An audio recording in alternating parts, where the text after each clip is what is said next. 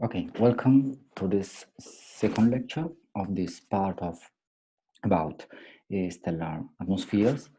We will start from where we finished the lecture before, but before let us give a brief overview about what we did in the first lecture of this series. We first started with an overview about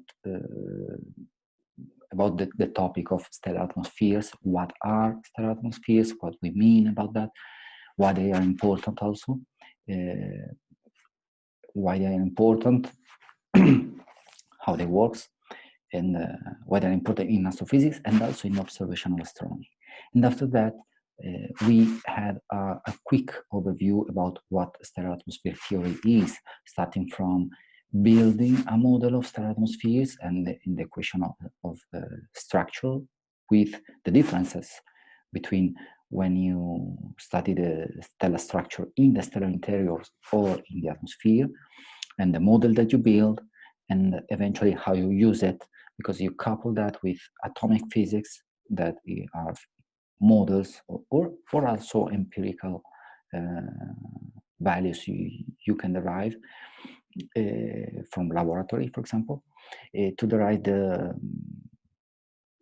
all the atomic processes that cause an interaction between radiation and matter. So that with this, coupled with the model you have, you can calculate the emergent flux from the star, from the atmosphere of the star, as a function of wavelength. That is a synthetic spectrum. And the synthetic spectrum is the basis for the interpretation of the observed spectrum, because comparing them in many, many different ways, you can derive information about the star, about actually the atmosphere of the stars and temperature, chemical abundance, and so on. So this is a key tool to use the radiation from the star to understand something about the star itself. And then we started introducing a series of quantities that are going to be useful. The first one, probably the quantity that we will use most in this lecture, is the specific intensity, that is energy emitted by an area per unit area and unit time, but also per unit solid angle, so depending on the direction of the considered direction of propagation of the energy, and per frequency, per unit frequency also.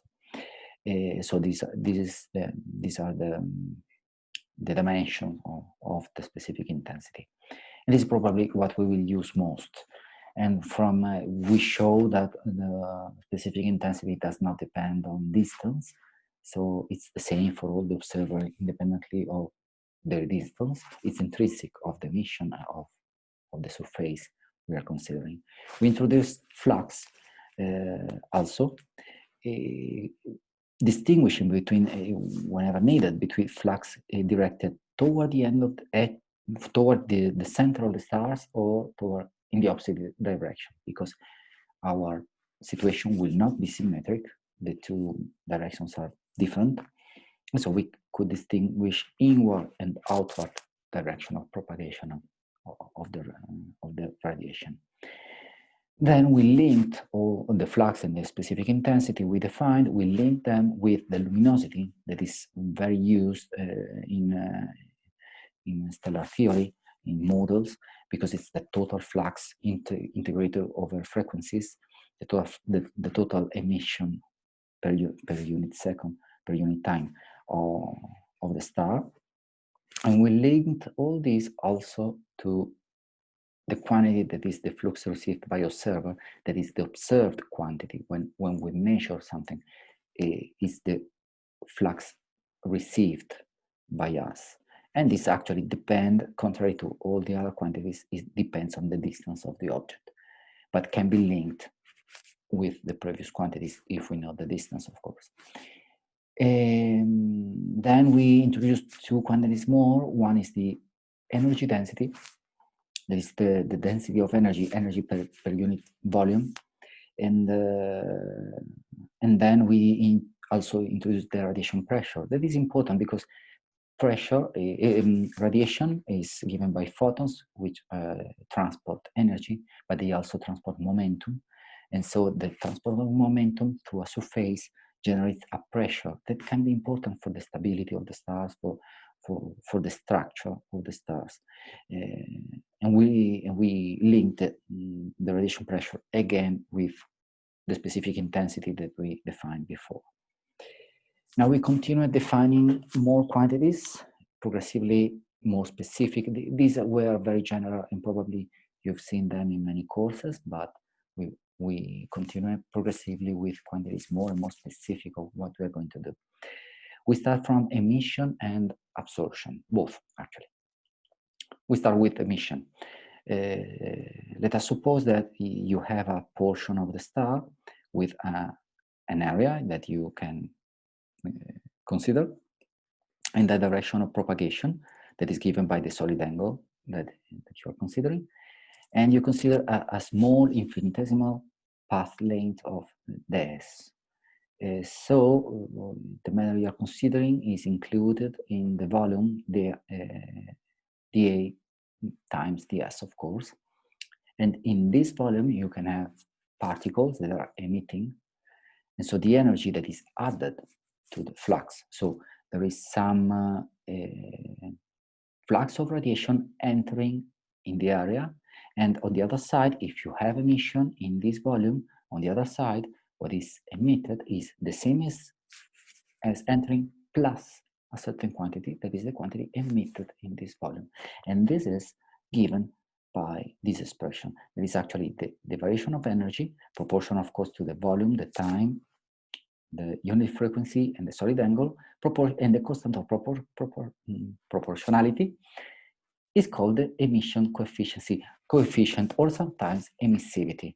And of course, these are the quantities: energy per volume, per frequency, solid angle, and time. And if you compare this with the definition of the specific intensity that we already know, and you consider that this is a variation of energy. So this is the comparison between the energy entering in our area and exiting on the other side, the variation that is given by the addition of radiation due to emission.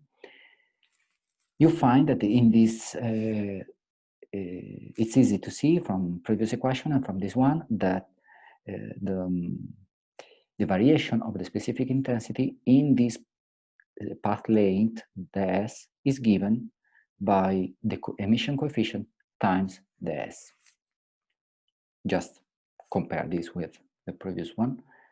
You will see that, so if you have a specific intensity entering, on the other side, you will have a higher specific intensity, and the difference will be this quantity given by the emission coefficient.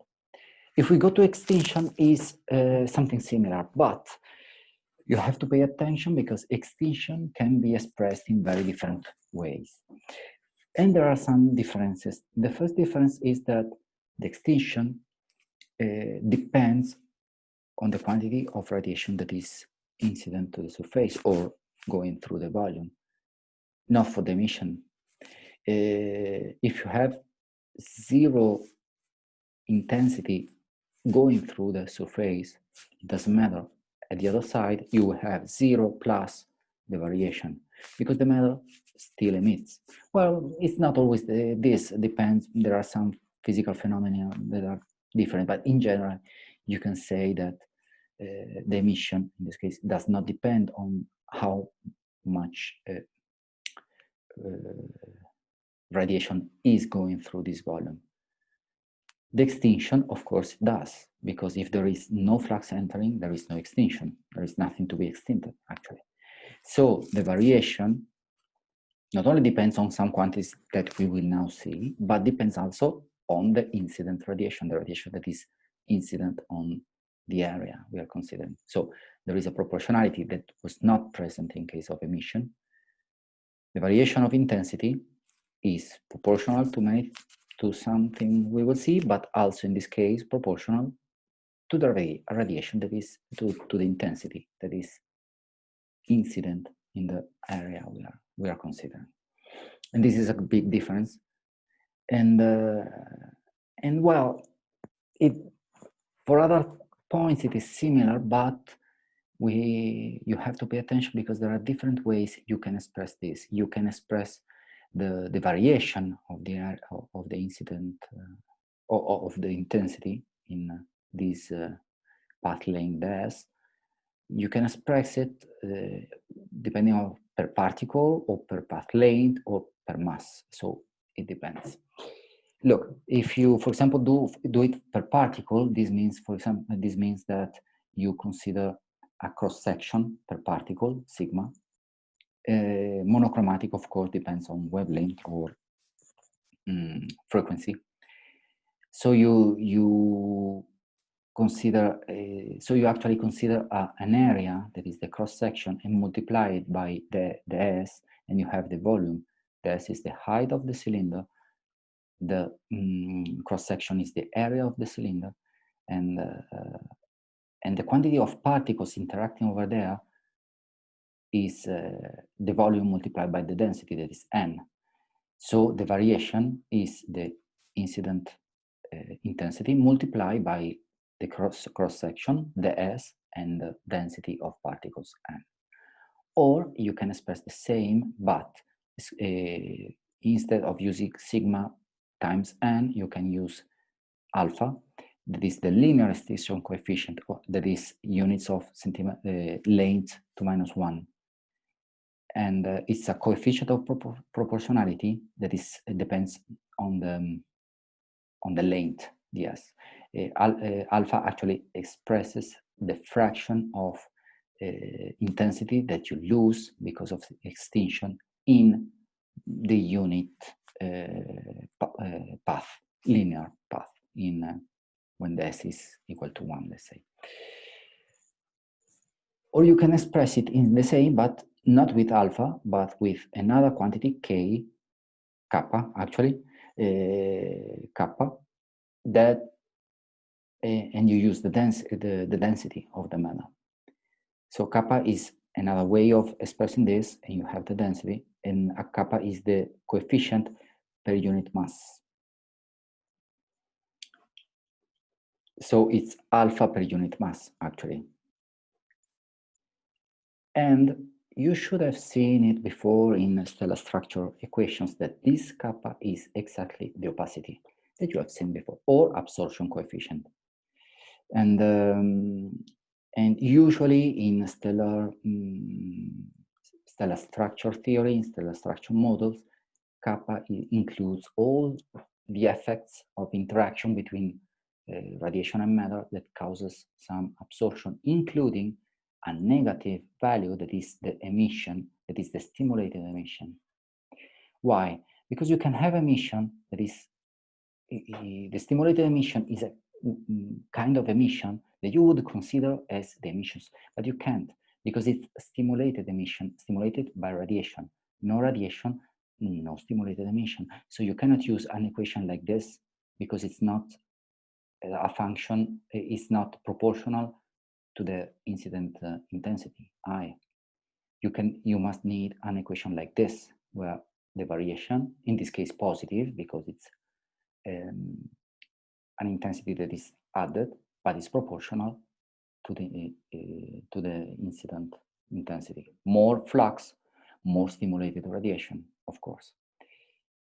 So this is why usually the stimulated emission is considered as a negative component of the extinction. Negative because the extinction is, you have the extinction, the equation of the extinction to consider a loss of flux. If you have a component that is adding flux, it has change sign, so it's negative.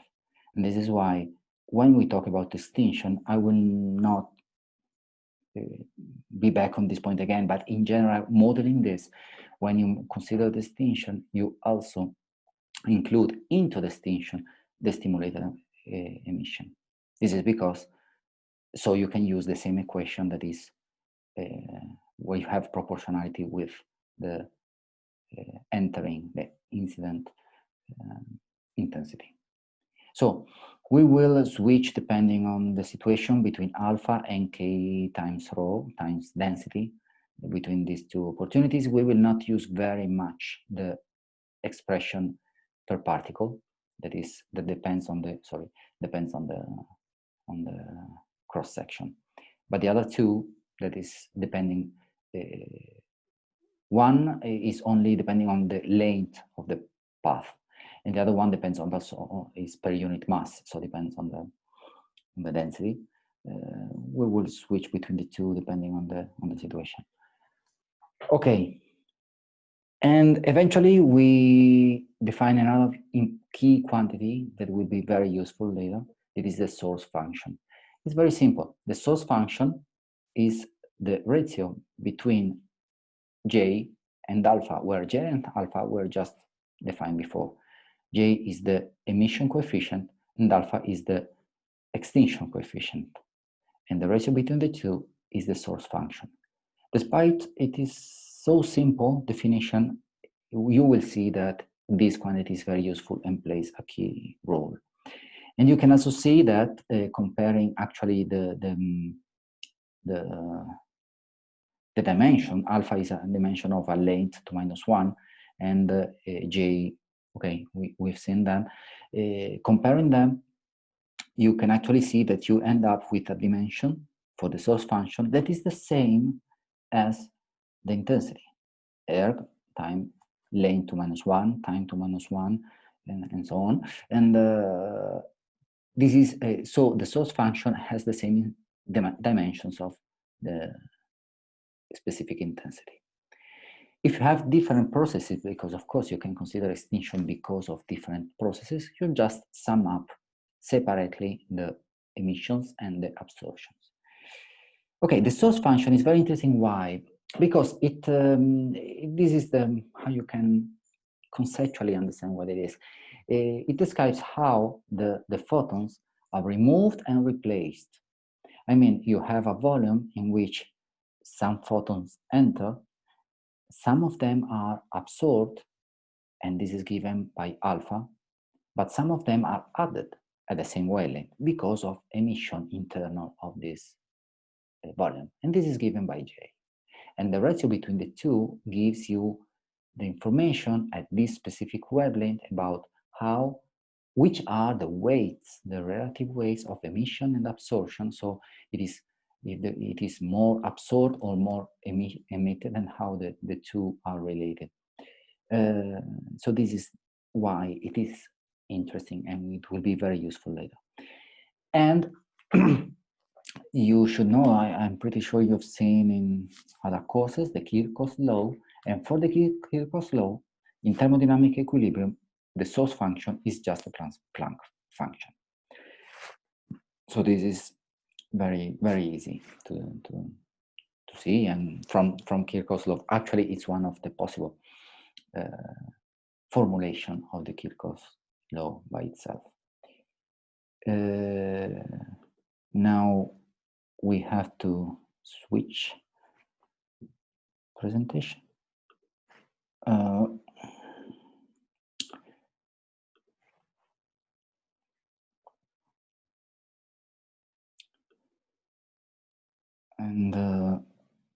Okay, we are ready with the second part here. Okay.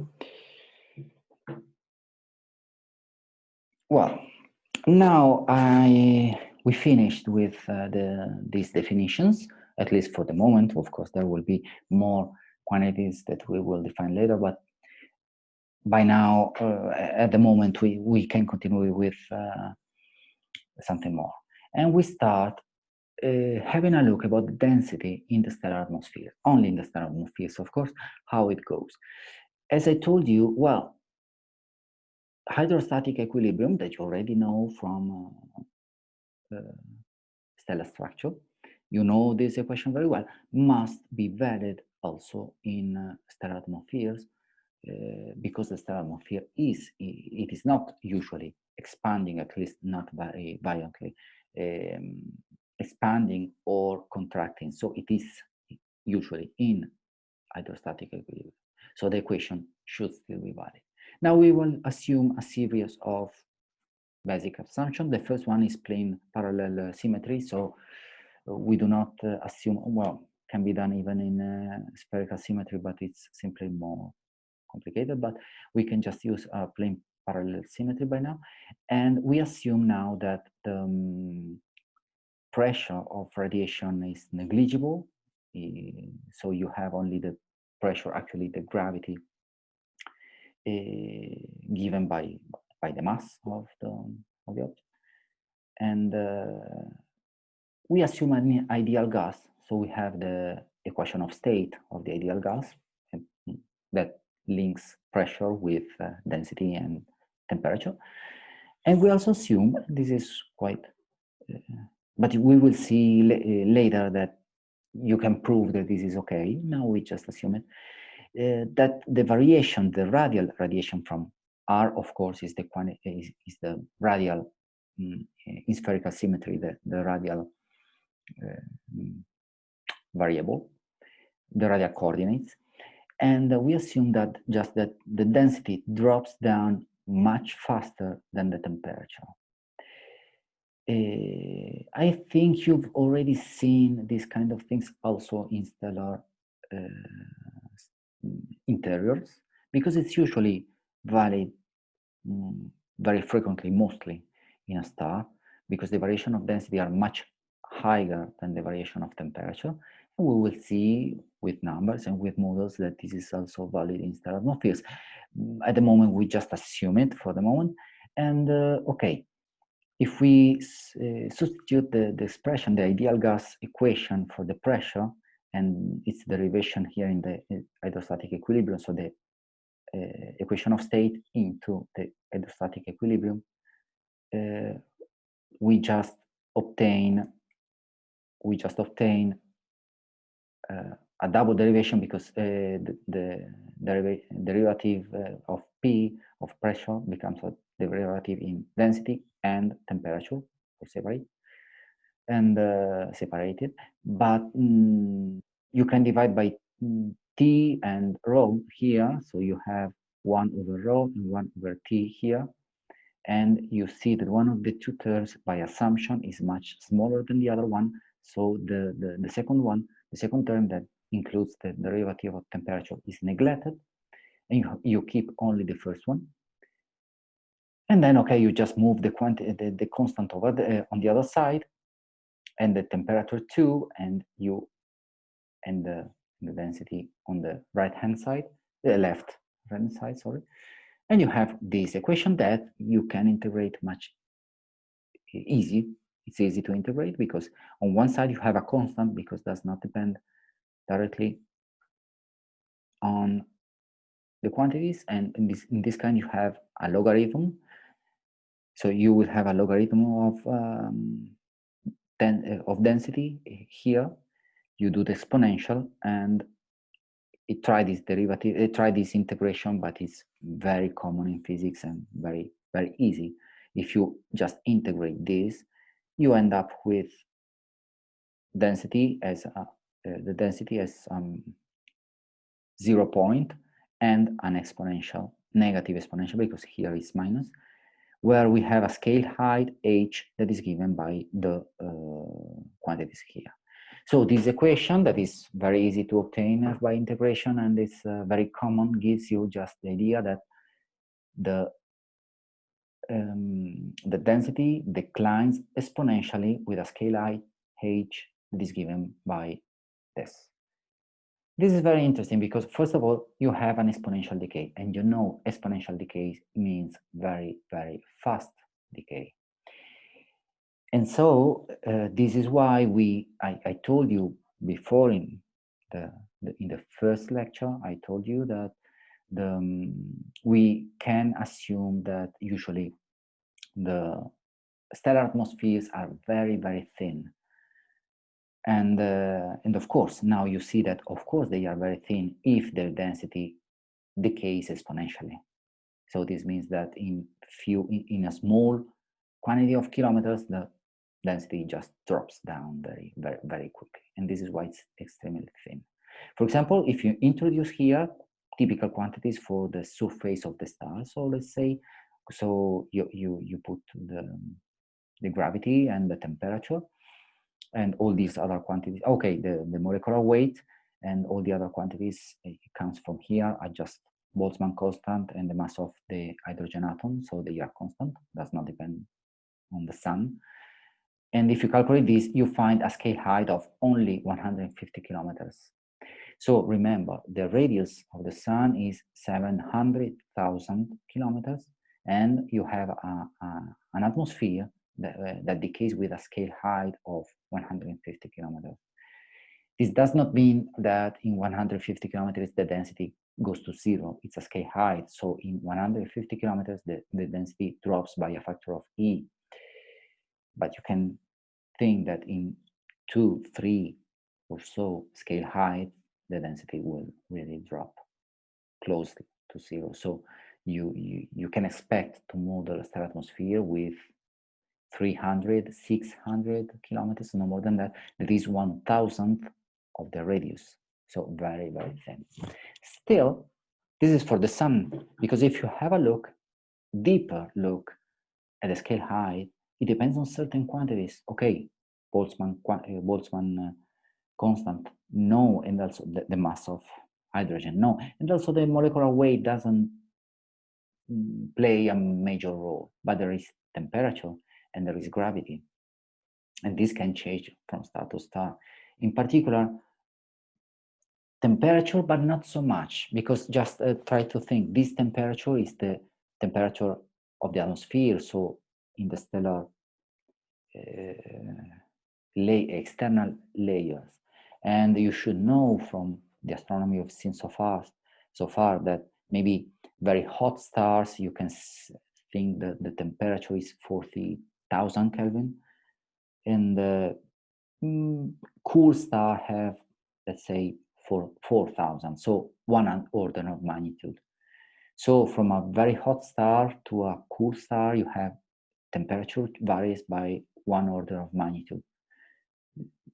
That is not a few, okay, but these are something like extreme values. So the temperature, yes, counts, but much less than gravity. Because if you compare the typical gravity, you probably know that typical gravity of a main sequence star and a red giant, for example, you see that the main sequence star has a typical surface gravity of between 4 and something in logarithm. But a giant has a logarithm of surface gravity below 2, between 2, 1, at the top of the red giant branch can reach even 0 or so. So there are at least 2 or even 3 orders of magnitude of difference. So G can be 1,000 times less in a giant than in a main sequence star. And this means that in a giant, for example, you have a scale height that can be 1,000 times larger than in the sun at the same temperature, for example. If you take a red giant at the temperature of the sun, it will have hundreds or even 1,000 times the thicker atmosphere than the sun. So it's correct to say that stellar atmosphere uses to be thin, but not always so thin. Of course, it still is thin because, okay, we are saying, okay, the scale height is hundreds or even 1,000 times those of the sun, but even the radius is higher because it's a giant. So if we compare this 150 to the radius of the sun, we have to compare this very high scale height for the giant with its radius that is much higher. So still it tends to be thin compared to the radius. But this comparison is not always exactly the same. So how much thin it is relative to the radius depends on temperature, on gravity, can changes.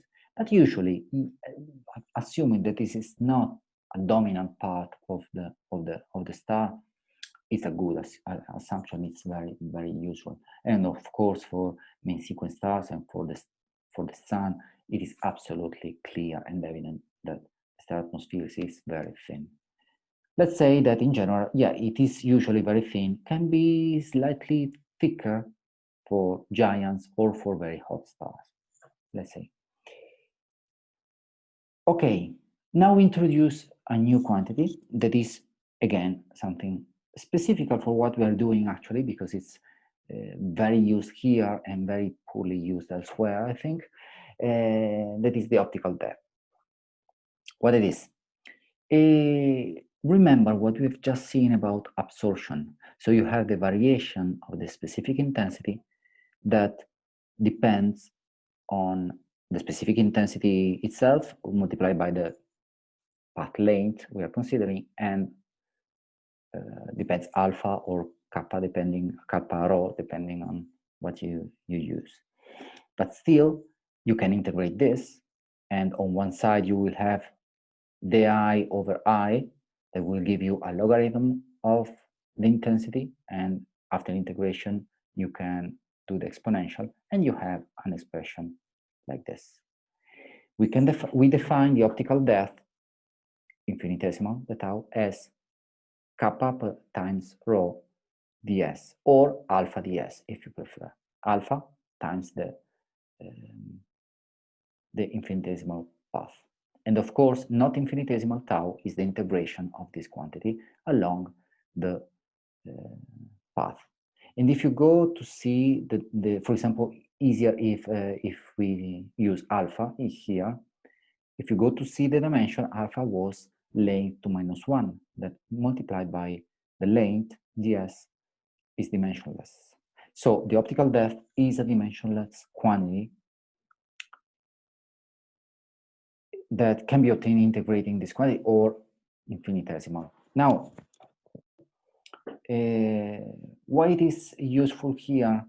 It starts to become evident because you can insert this into this equation, and you can also see that let us assume outside the star you have no density. The density is rho here. You know what we are doing is the density of the star. That outside the star is 0. If the density is 0, by definition, the optical depth also is 0, is null, because rho, the density here, is 0. So you have outside the star, you have optical depth 0. And as you go through the star inward, going toward the center, the optical depth starts increasing. Because you start from if you start from outside, optical depth is 0, then you go inside, rho starts increasing because the density increases inward in the star, and this integral starts to increase more and more.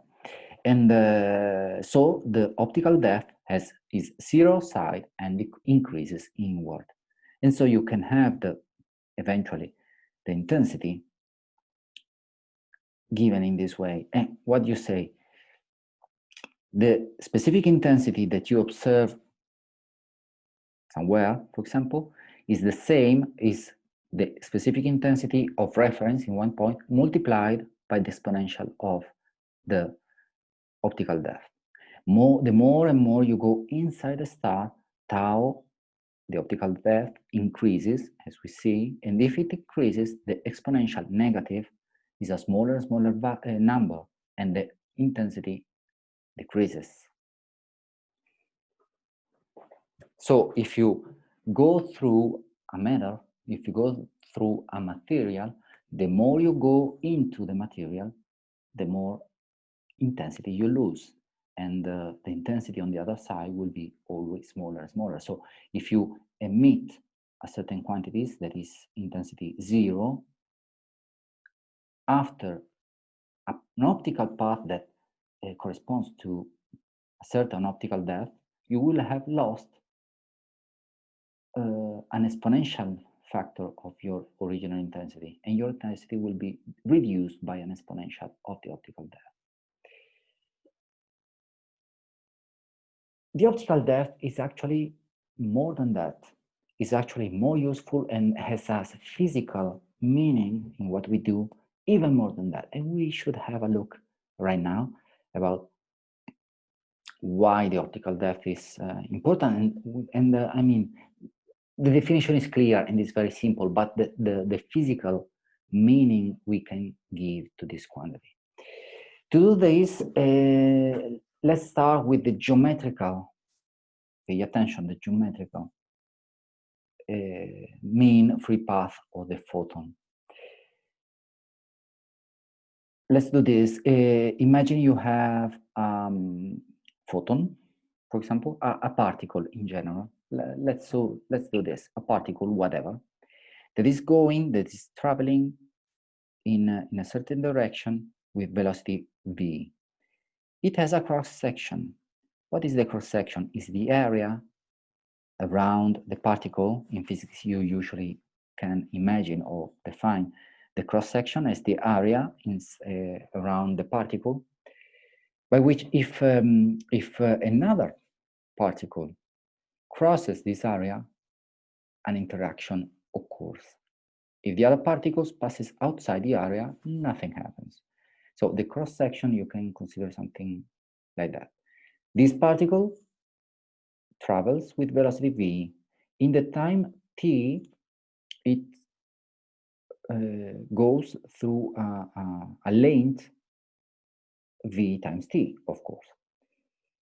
And in the travel distance is v times t. And the cross section swaps a volume that is sigma times v per t. And in this volume, there were certain quantities of atoms that, because of the moment, a certain quantity of particles that, because of the movement of our particles, they crossed the cross section and so interacted. How many? The density times the volume, and the density of particles times the volume, that is sigma times Vt.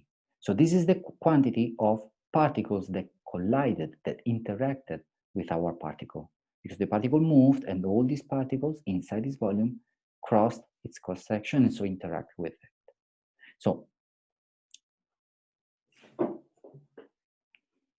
if we want to know the mean free path of this particle, we just multiply the travel distance and we divide it by the number of particles that collided. Because of course, if I travel 10 meters and I interacted 10 times, on average, this means that my free path is 1 meter. No? Okay. So this is the idea. So the mean free path will be the travel distance divided by the other, by this. And using this, you find simply 1 over n sigma. But we've seen before, oh no, it was on the other presentation.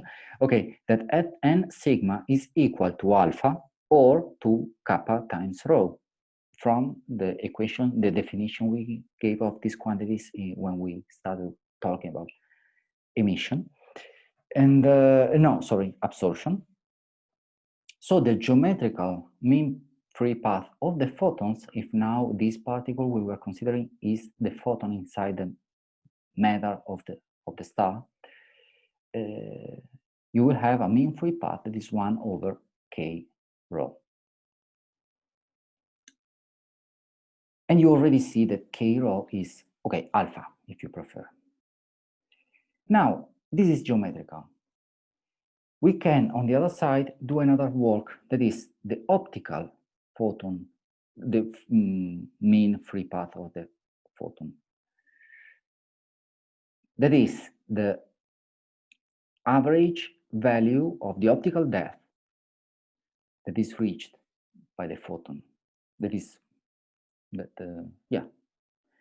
Because you've seen from here, from the same definition, that when you start, if you integrate between S1 and S2, for example, you actually integrate between the S0 up to S. At the beginning, you in S1 or in 0, you have not yet walked through the material. So the optical depth is 0, and it starts increasing as you go through the material. So integrate step by step through the material, and the optical depth piles up and increases. Okay? So you can say what is, on average, the path that a photon does before being absorbed. How, to what optical depth it goes, because optical depth is proportional to the path, actually. And for that, mathematically, if you want the mean free path, the mean optical depth, you have to integrate all the values of the optical depth by the probability of absorption at that optical depth. So for every value of tau, you have to multiply tau by the probability of absorption between tau and tau plus infinitesimal d tau. But this probability means that the photon reached tau, so it was not absorbed between 0 and tau, and then was absorbed in this interval. So this probability is the product of non-absorption between 0 and tau, and then the absorption in tau, in the interval between tau and tau plus the tau. Okay, the probability that a photon is absorbed, well, it's simple. From here, because you have delta of the intensity divided by the intensity at the origin, okay, and you find 1 minus, okay, this, check it out, it's very, very easy, else you will ask me, but okay. And if this is the probability that a photon is absorbed in tau, or better, between 0 and tau, the probability that photon is not absorbed between 0 and tau is 1 minus the previous one. And so you have this. That, because of what we found here, intensity divided intensity at the origin is the exponential of the optical depth. Okay, so we saw that this probability here is the product between the probability of non-absorption between 0 and tau, that is this one, and now the probability of absorption in the tau, that is, okay, the same, the I, so over I, that is the tau. The tau probability is the product of these two, that is exponential, times the tau. If we now introduce this here,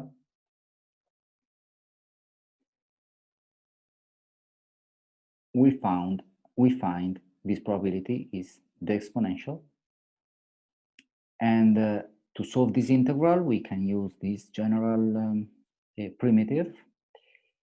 If you use this primitive to solve this integral, you find simply that the optical mean free path is, that is the optical mean the mean optical depth that a photon reaches is 1.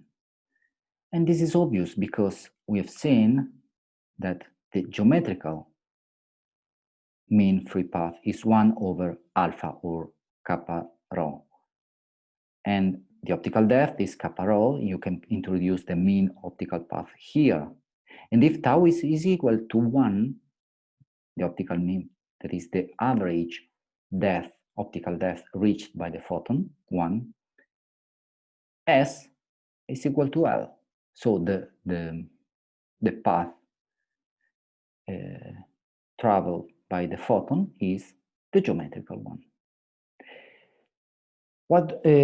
So resuming what we've seen, the optical depth is a very interesting quantity that we defined here, because of course it's a quantity that increases as long as you go through the material, because as long as you go through the material, the probability that you photon are absorbed increases, grows and grows. So at the start, of course, probability of being absorbed is 0 because you didn't do a step yet. But as you go farther, your probability of surviving decreases, the probability of being absorbed. And this is the concept of the optical depth. But from what we've seen, optical depth of 1 corresponds to the length of one mean free path of the photon. So if the optical depth of 1 matches the quantity of the free path of the photon.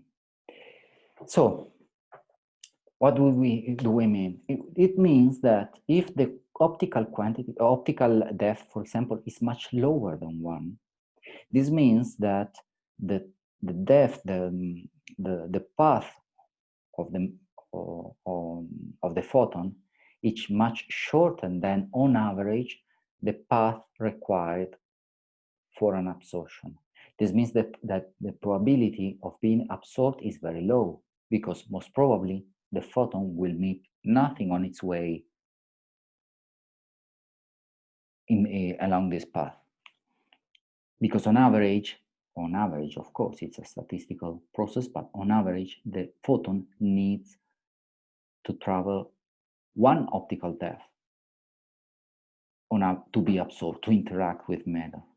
So if the optical depth is much lower than 1, this does not happen. This means that in this path is either too short or the density is too low. The result is that interaction is minimum. The probability of photon absorption or emission, no, absorption is very low, and the photons are free to escape. So this is optically thin. On the contrary, if the optical depth is very high, much larger than 1, this means that from start to the end of the path, either the path we are considering is too long, or it's short but the density is very high, or the absorption coefficient is very high. This means the matter is very good in absorbing, for example. So if either the matter is too good in absorbing, or there is too much matter because the density is very high, or the path is very long, or more than one of these three possibilities, okay, altogether do something of this happens, and the optical depth is much larger than 1. This means that you require the photon is required to go from the beginning to the end of the path, to go too far away, because on average, when tau is equal to 1, on average, the photon will be absorbed, and you ask it to go much farther. So it will not reach the end of the path on average. So this means that the photons that are emitted do not escape, they are absorbed before can reach the end of the path. This is optically thick, exactly as we defined it the lecture before. So we have a mathematical definition of a concept that we defined it before. In the lecture before, we defined the optically thin and the optically thick. And it was important because we noticed that the transition between optically thin and optically thick was what made the phenomenon of the existence of the stellar atmosphere. And so the stellar atmosphere was actually, we defined the fact that the stellar interiors are where the matter is optically thick. And the stellar atmosphere starts when the matter becomes optically thin. So at least part of the radiation can escape. And we have a definition now to define what we can call stellar interiors and what we can call stellar atmosphere. More than that, but this is already something very interesting. And actually, if we go back to the source function that we defined before, but now we introduce the optical depth, because alpha, for the definition of the optical depth, kappa times rho is alpha. So alpha is the tau divided by the s. And so alpha is the tau divided by the s. And if we approximate to delta tau, delta s, and delta tau as 1, for example, then the path is the mean path, average s. we introduce this approximation in the source function. We find the source function is J multiplied by S. Well, you try it, it's very simple. S average. So the source function corresponds, approximated, to the intensity emitted over one free path of the photons. S average is the length on average traveled by the photons, multiplied by J. J is the energy emitted per unit because of emission, and energy emitted per unit length, and this quantity is the energy emitted in one free path. So you can have an alternative way of seeing what the source function is by this manipulation. Is very simple, but it's something interesting.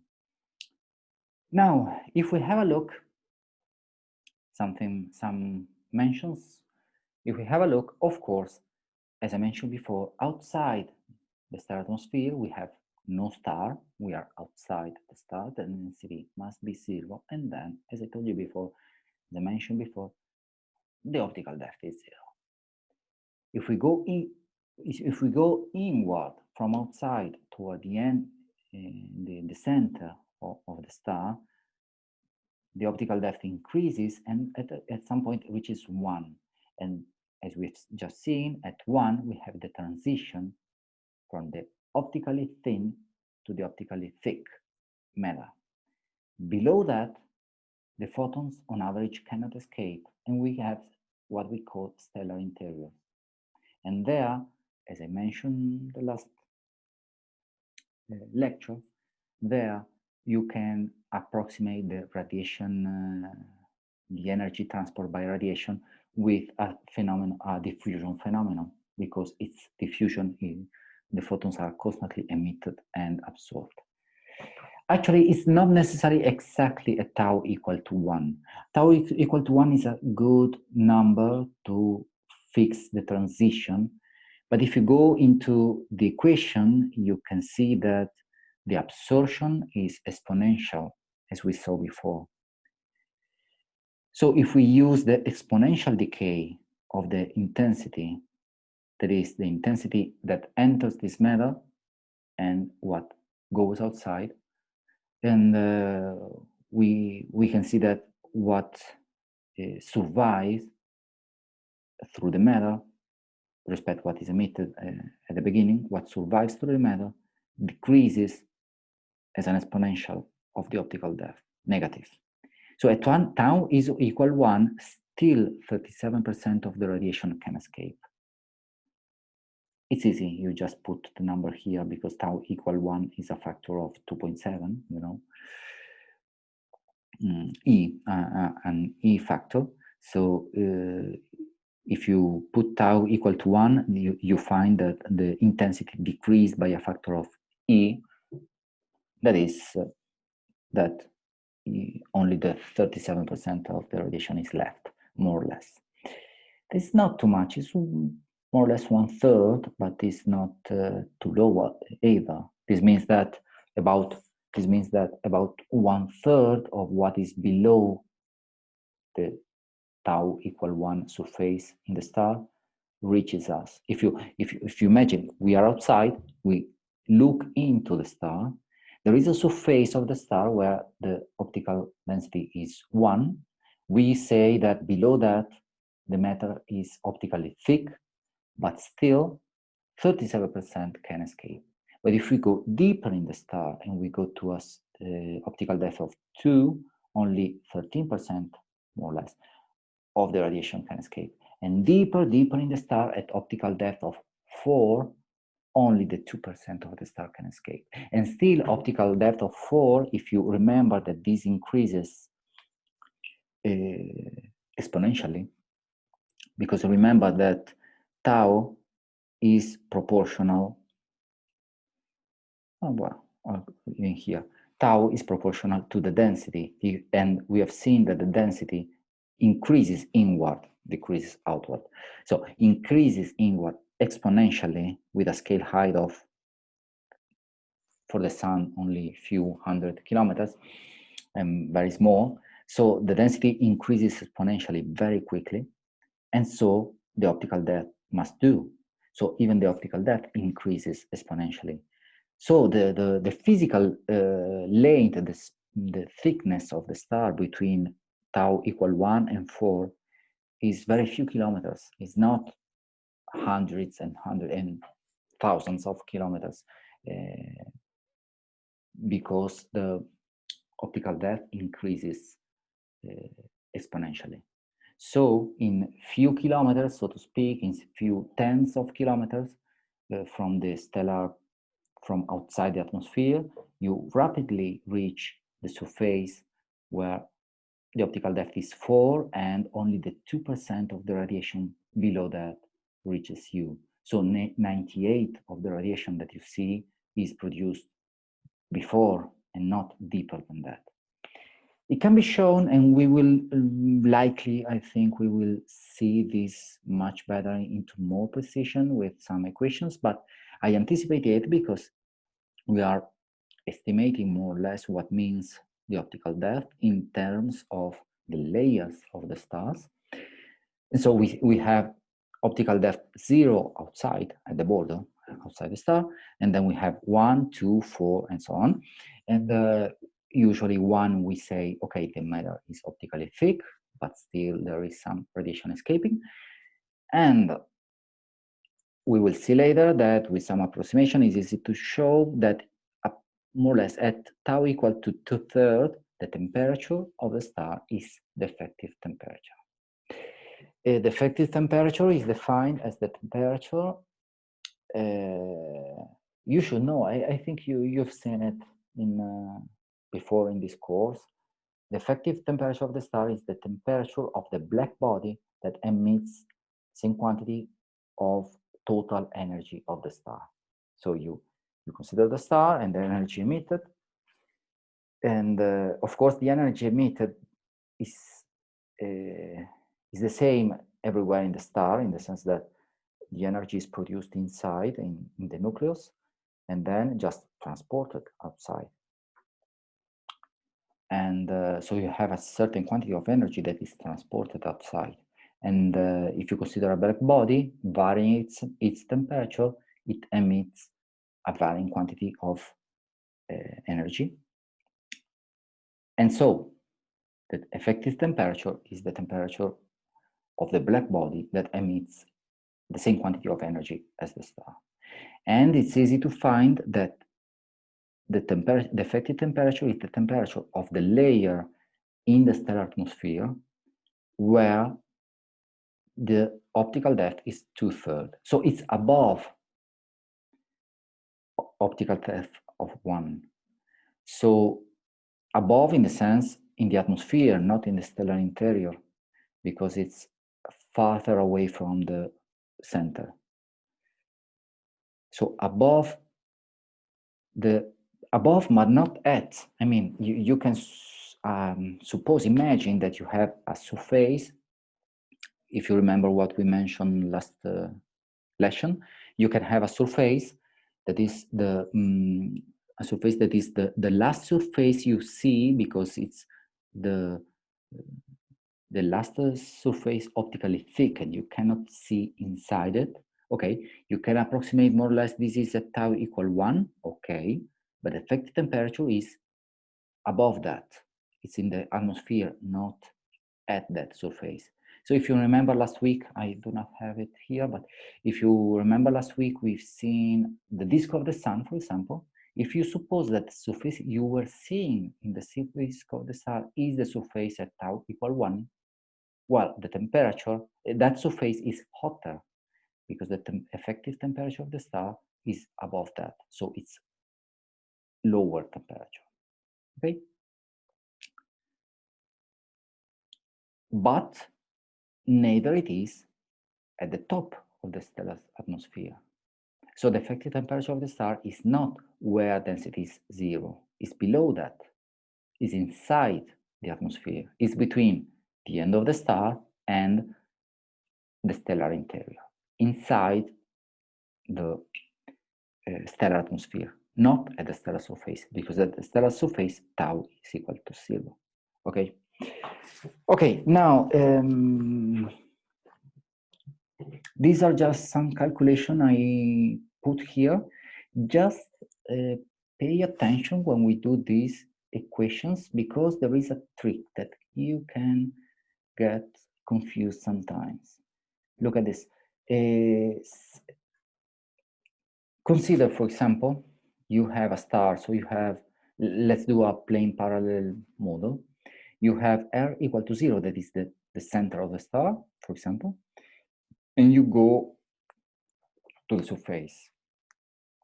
The optical depth increases toward the center.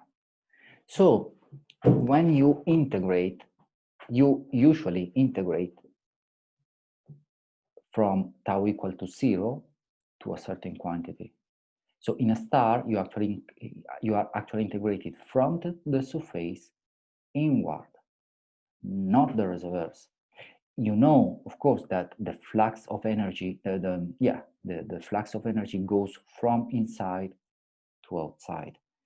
But what you do is to integrate him from the surface, where tau is equal to 0, toward the center. And so you have a change of sign in the integration, so you have to pay attention. If you do not consider a star, but just a box of dust, for example, okay, it's easier, because you can suppose you have a box of dust and you throw radiation on one side, and you have an incident intensity, and then you integrate, of course, at the surface of intensity of incidence, optical depth is 0, but then as you go through and through the dust, the optical depth increases and increases, and any point there or on the other side of the box, you can calculate the emergent intensity, the surviving intensity after all this absorption by the dust, for example. And so you just integrate from s equal from your linear coordinate x or whatever, 0 toward a coordinate increasing, and tau is also increasing because increases with the path. In this case, it's clear. But when you have the star, it's different, because the path of the radiation is inverse to the path to the direction of growth of the optical depth. So I hope this is clear, because you have to pay attention with the signs when you integrate inward or outward of a star. But if you refer, whenever needed, you refer to the box of dust, for example, that is easy, because tau and your linear coordinates grow together, and so it's much easier.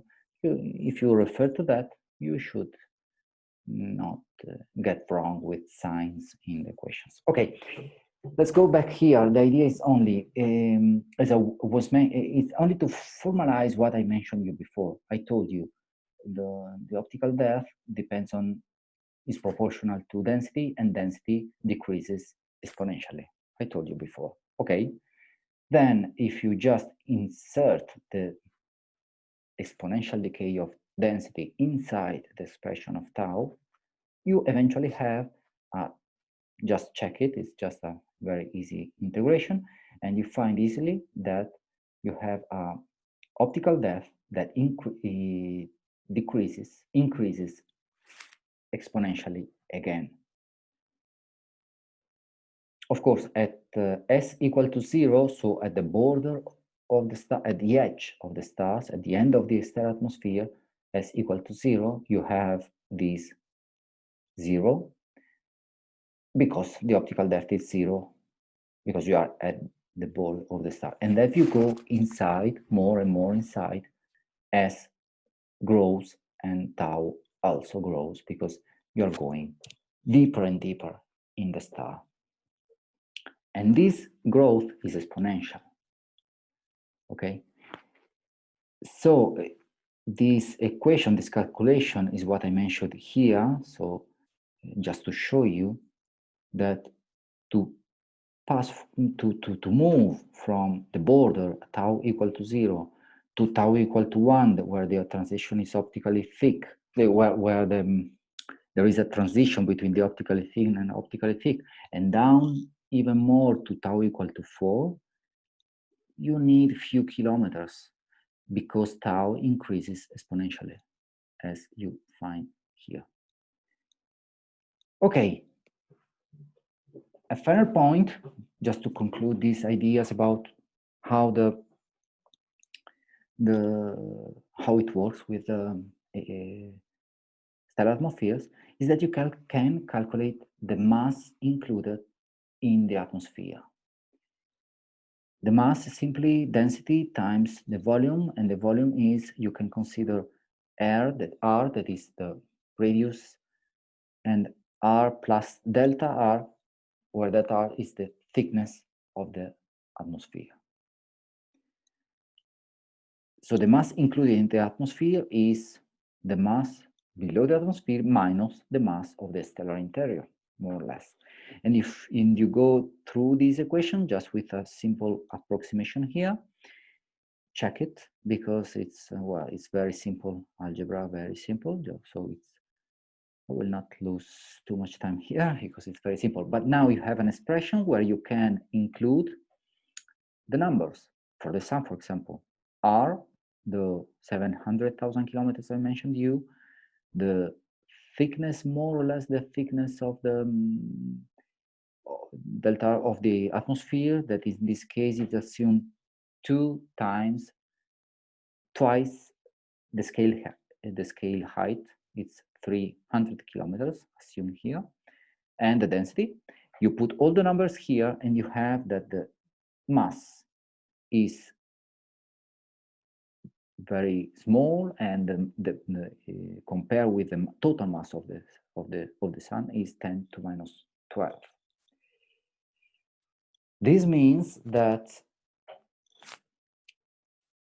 the stellar atmosphere includes only how you call that, a quantity of mass that is 10 to minus 12 the total mass of the sun. That is actually nothing. So the stellar atmosphere, this is very peculiar because all the information you have, you remember what we said in the previous lesson, all the information you have, all the radiation you have, the spectrum you see, is formed in a region that includes a negligible, really negligible fraction of the mass of the star itself. It's a fraction of 10 to minus 12. So this is really, really small. And this is why in many calculations, even hereafter or whenever needed, you can assume no variation of mass inside the atmosphere. When you have to model the star, you can assume the stellar atmosphere, you can neglect the mass. You can assume that all the atmosphere has all the mass below its feet, that is the star in the interior of the star. So you can assume that the mass of the star is equal to the mass at the surface of the atmosphere or below the atmosphere, because the difference is negligible. And this also does that many times you can even assume that the surface gravity, the gravity inside the atmosphere is constant. This depends on the thickness. For example, I remember you before, I mentioned you before, for a giant star, the atmosphere is not so thin, so between the bottom of the atmosphere and the end of the atmosphere on the top, the variation of the mass is negligible, but the variation of the radius could not be so negligible, and so maybe the gravity could change in some cases. Anyway, we must also remember that, you see, it's a problem sometimes. The density of the star tends to zero exponentially. We've seen it here. Well, we've seen it before and written again here.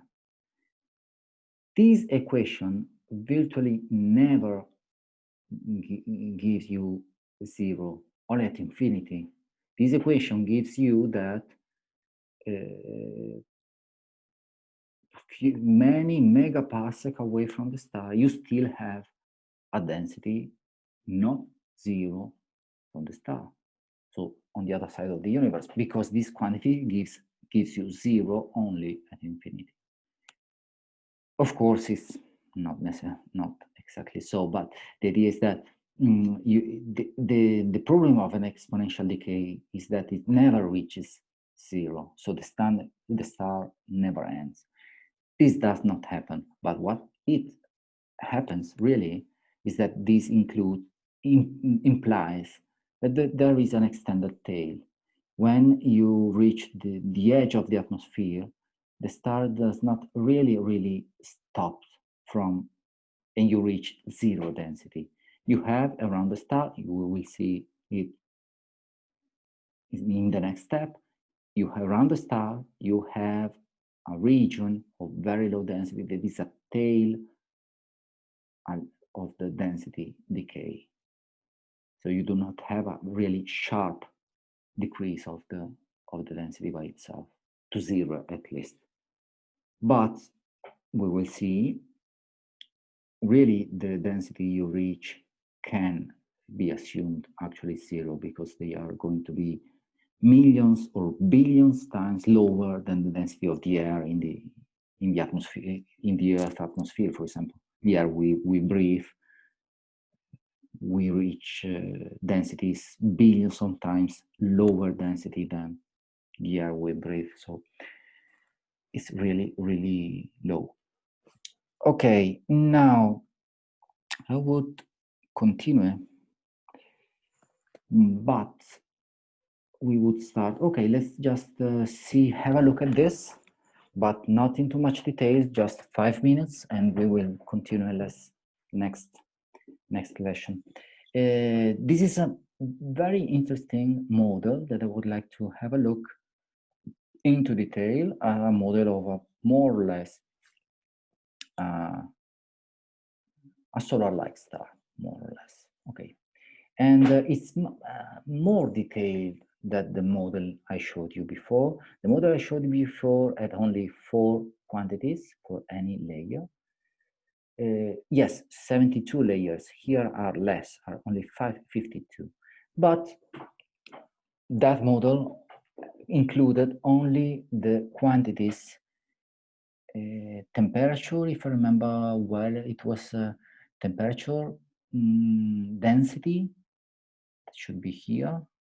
Where is the, okay, density, temperature, and there was electron pressure and gas pressure, something like that. Okay, total and gas, okay. Here we have more columns. Why? Because the model I showed you before was intended to be a model for integration of the equation of radiative transfer. So with that model gave me the quantities that I need to know to integrate the interaction between radiation and matter through the atmosphere. With the model atom that I showed you, I mean, with the atomic parameters of the atom and that model, I can integrate how the radiation is absorbed or emitted step by step through the atmosphere, because that are the parameters I need. This is a more complete model with many other parameters. For example, you say the height, the height. In that model, I didn't matter about the height in kilometer, because to generate, so to speak, to generate a synthetic spectrum, I need to integrate to take the flux at the bottom and to integrate the absorption, for example, by the lines step by step. And I need to know all the temperature, the pressure, but I do not really need to know how many kilometers I'm traveling. Not so much. I need the density, I need not so much the kilometers. So, for example, And this is the optical depth at 500 nanometers. And okay, density of particle density of hydrogen, of electrons, and pressure, as I told you. So this is a more detailed model, very interesting. So we can have a look at the characteristics of this model.